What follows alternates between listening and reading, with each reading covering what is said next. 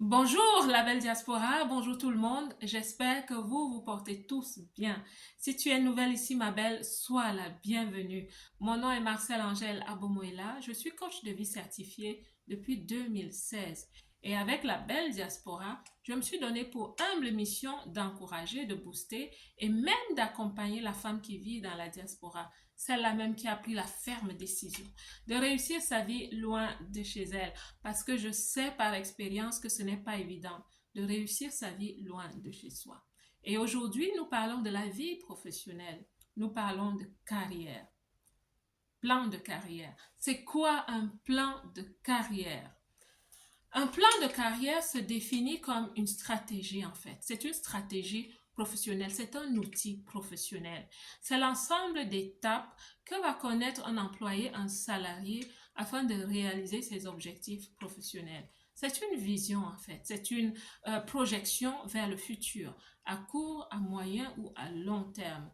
Mais le plan de carrière est vraiment structuré, très structuré.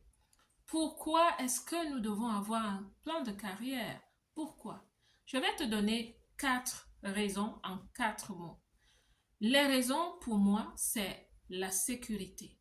On doit pouvoir se créer une certaine sécurité. On sait où on va. On a des balises. La stabilité à presque tous les niveaux. Et c'est aussi la croissance personnelle et finalement l'accomplissement, la réalisation professionnelle et par extension la réalisation de sa propre vie. Que contient un plan de carrière? Qu'est-ce qu'on trouve dans un plan de carrière? Premièrement, les objectifs. C'est quoi tes objectifs professionnels? Il est important que tu saches quels sont tes objectifs professionnels. Quand tu sors le matin tous les jours pour aller au travail, c'est quoi les objectifs que tu souhaites atteindre? Seulement avoir un salaire? Je ne pense pas. Année après année, tu vas au travail, c'est bien d'avoir des objectifs professionnels. Et ces objectifs sont à plusieurs niveaux. Quelle est la fonction que tu souhaites avoir? Quand tu élabores ton plan de carrière, il est important que tu comprennes qui es-tu? Quel genre de rôle est-ce que tu as envie de jouer en entreprise? Et quand je parle de rôle, qu'est-ce que tu souhaites apporter en général? Et maintenant, sois aussi spécifique au titre que tu souhaites porter. Oui, parce que pour certaines personnes, c'est important, mais surtout la fonction. Qu'est-ce que tu veux être? Quand tu commences peut-être comme contributeur individuel, à un moment donné, dans ton plan de carrière, tu peux vouloir te dire, je souhaite devenir superviseur, je souhaite devenir manager, et puis ainsi de suite. La fonction, tu dois savoir ce que tu veux. L'autre chose que tu dois exactement savoir, c'est quand. Quand est-ce que tu souhaites faire l'autre pas de A à B? Quand est-ce que tu veux le faire? Est-ce que c'est dans un an que tu souhaites devenir, par exemple, manager? C'est dans un an? Est-ce que c'est dans 2 ans? Quand est-ce que tu souhaites devenir directeur? Tu es déjà manager, senior manager. Quand est-ce que tu souhaites devenir directeur? Tu dois le savoir. Si c'est dans 3 ans, il y a aussi des actions que tu vas mettre en place pour atteindre cet objectif.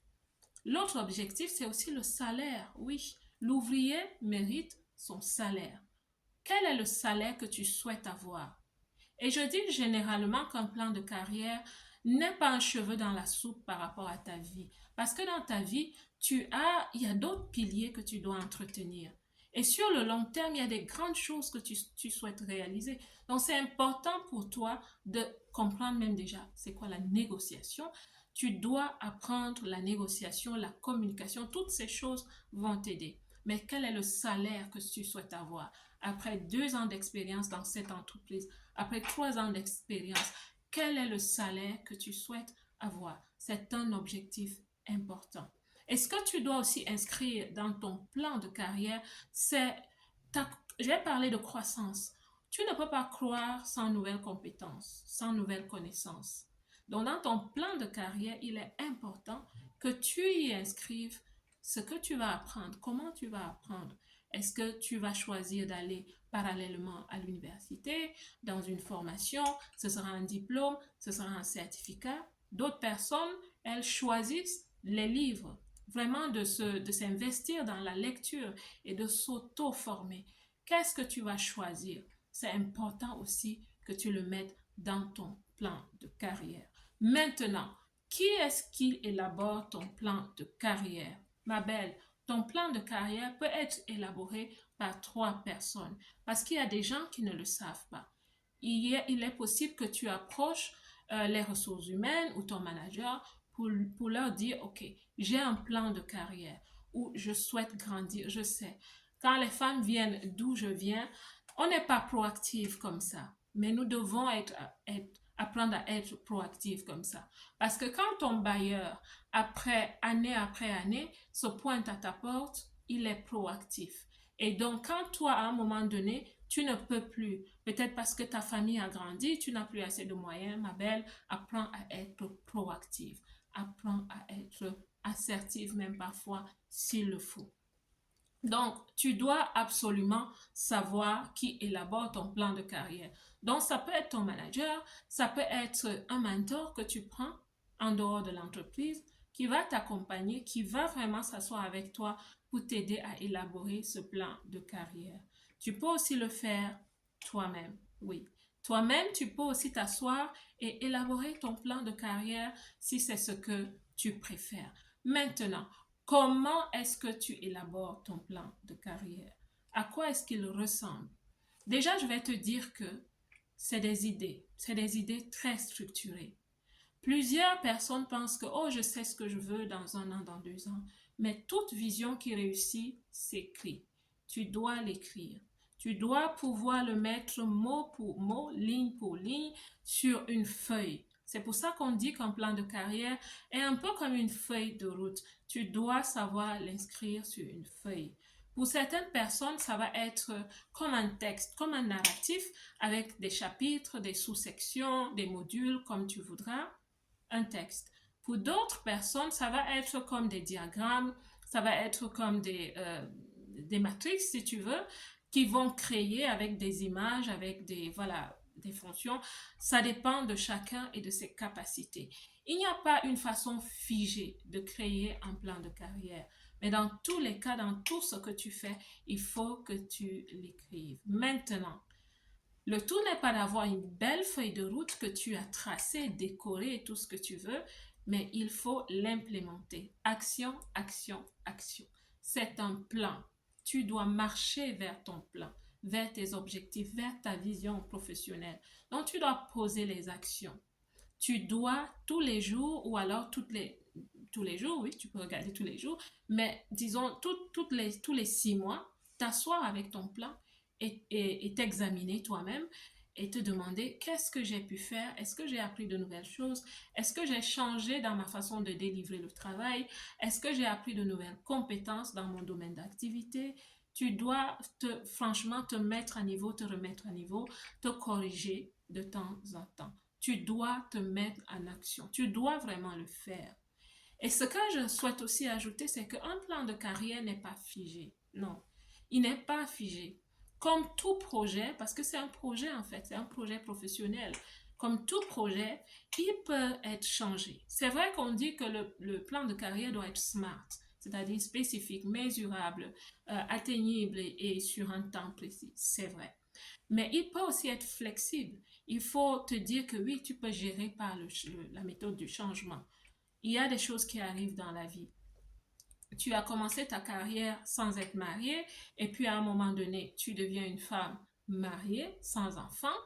Il y a des choses qui vont changer en accord avec ton partenaire. Tu es maintenant une femme, une mère, une épouse avec des enfants. Il y a sûrement des choses qui vont changer.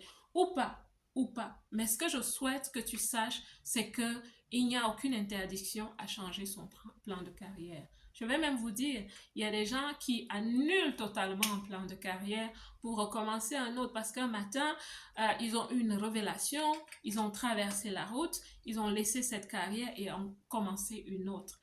Et quand tu recommences une carrière, quand tu débutes une nouvelle carrière, je te conseille aussi de commencer à écrire un nouveau plan de carrière. Voilà. J'espère que je t'ai donné assez d'indices aujourd'hui pour que tu comprennes ce qu'est un plan de carrière et un peu comment est-ce que tu peux diriger ton plan de carrière. Et je ne vais pas finir sans te parler de la conférence du 30 septembre 2023 que nous aurons en ligne. Je suis en train de l'organiser. On y est presque. Certaines personnes sont déjà inscrites. Je souhaite que tu t'inscrites aussi parce que c'est une conférence qui va vraiment changer la vie de plusieurs femmes dans la diaspora. Nous allons parler d'un outil de développement personnel qui va t'aider à comprendre pourquoi est-ce que tu ne brises pas encore les plafonds de verre au niveau professionnel. Nous allons aussi aller vraiment en profondeur dans comment est-ce qu'on écrit un plan de carrière, qu'est-ce qu'il faut intégrer pour qu'il soit vraiment dynamique pour toi. Nous allons aussi parler de deux intelligences. Deux intelligences que si tu vis dans la diaspora et surtout en Occident, que tu dois absolument développer, ma belle. Si tu souhaites réussir dans la diaspora, oui, tu dois le faire. Donc, on parlera aussi d'autres choses. Nous parlerons, je peux déjà commencer à vous dire, de 10 lois de la femme ambitieuse et exigeante qui réussit sa carrière.